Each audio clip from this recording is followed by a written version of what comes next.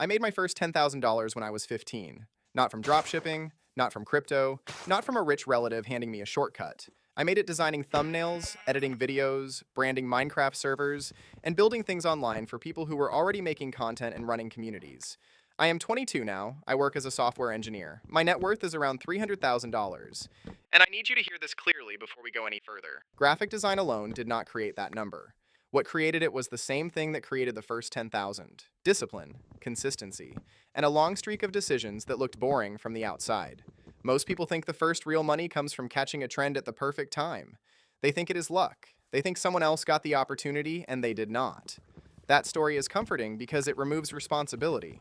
It is also incomplete.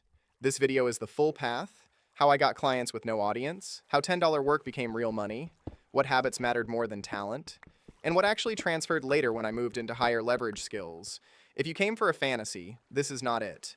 If you came for a map you can use, stay with me. Here is who I was. I was a teenager who liked games, social media, and making things look good. I did not sit down one day with a business plan titled How to Get Rich. I lived inside markets that already spent money. YouTubers needed thumbnails, streamers needed overlays. Minecraft servers needed logos, icons, trailers, and builds that made the server feel real. Demand was not a mystery. It was in front of me every day. My father was a strong businessman and a difficult person to grow up under. I am not going to turn this into a family expose. That is not the point. The point is simpler. From a young age, I absorbed how value works. People pay when you solve a problem. Reputation compounds. You do not wait for permission to practice. Those lessons stuck. When I was 18, I left home. Skills were one of the few things that came with me. Money can disappear, a title can disappear, the ability to create something people want travels. Before I show you the process, I want to kill a few myths that keep smart people stuck. Myth 1, you need the perfect niche. You do not. You need a useful skill next to a market you already understand. I understood creators and games, so I sold visuals to creators and games. If you understand local businesses, fitness, education, or short-form content, start there. Perfect is a delay tactic. Myth 2, you need capital. You need a computer, free or cheap tools at the beginning, and volume. Capital helps later. It is not the door. Myth 3, you need to go viral. Virality is loud, clients are quiet. Direct messages, samples, referrals, and fast delivery built my early income more than any public moment. Myth 4, one big client changes everything. A streak of small, reliable clients changes everything. Big clients are unstable when you are unproven. Reliable delivery is the foundation. Myth 5, you need motivation. Motivation is weather. Systems are climate. I did the work on days I felt nothing. That is the entire secret people dress up in prettier language. Write this down if you take notes. Skill times reps times distribution equals money. Most people train only one of the three. They practice in private and never distribute. Or they distribute with no skill. Or they have skill in distribution, but quit before the reps compound. You need all three.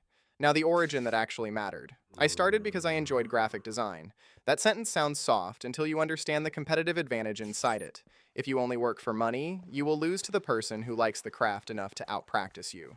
Enjoyment is not the opposite of ambition. For beginners, enjoyment is how you survive the ugly stage where your work is not good yet and nobody is clapping. I started thumbnails at $10. I knew I should charge. I also knew I was not elite. So I used a low price as tuition I got paid for. That is important. Undercharging forever is a trap. Undercharging at the beginning, on purpose, to buy proof and speed, can be a strategy. How did clients find a 15-year-old with no brand? I went where buyers already were. Discords, communities, people I already talked to around YouTube, streaming, and Minecraft. I did not wait to feel legitimate. I showed work. Before and after hits harder than a biography. I offered simple outcomes. Your thumbnail will be clearer, your channel will look more consistent, your server will look more premium. I delivered fast. Fast was part of the product. When someone else took 3 days and made excuses, I took the same day and sent options. Some early work was cheap, some was almost free proof. I am not romantic about free work. Unlimited free work teaches people to disrespect you. Limited proof for the right people teaches the market you exist. After proof, paid, after paid, better paid. The money stayed small for a while. That is the part highlight culture deletes. I did not jump from $10 to life-changing income in a week. I stacked services. Thumbnails became banners and overlays. Overlays became short edits. Short edits became longer edits. Minecraft branding and builds sat next to design work, which mattered because fewer people offered that combination well. When you only sell what everyone sells, you compete on price. When you sell a bundle that matches a real workflow, you compete on usefulness. At some point, I stopped selling random tasks and started selling packages. 3 thumbnails a week, a channel kit, a server launch set. Packages are easier for clients to buy and easier for you to price. Hourly thinking keeps you trapped in trading time for pennies. Package thinking forces you to define the outcome. Here is the pricing ladder I wish someone had forced me to follow earlier. Stage 1. Proof. Low price or tightly limited sample work. Goal is portfolio, speed, and testimonials. Stage 2. Standard rate. You charge real money for a defined deliverable with a clear revision policy. Stage 3. Raise when you are booked. Not when you feel ready. Feeling ready is infinite. A full calendar is a signal. Stage 4. Premium for speed, priority, or strategy. If someone wants it tomorrow, that is not the same product as next week. Stage 5. Remove bad fit clients. A client who drains your focus is more expensive than a lower invoice. I did not get rich at $10 a thumbnail. I used $10 a thumbnail to buy skill and proof. Then I stopped charging $10. If you skip the raise, you do not have a business. You have a hobby with invoices. If you only steal one thing from this video, steal this. Distribution is not optional. Talent without distribution is a private diary. I kept showing work publicly. I kept asking satisfied clients for introductions. I did outbound until inbound started. Then I still did a little outbound, because comfort is how income dies. Outbound until inbound. Then protect a baseline of outbound forever. Now the invisible part. The part that actually explains the later net worth more than any tool I used. I treated output like training, not inspiration. Training.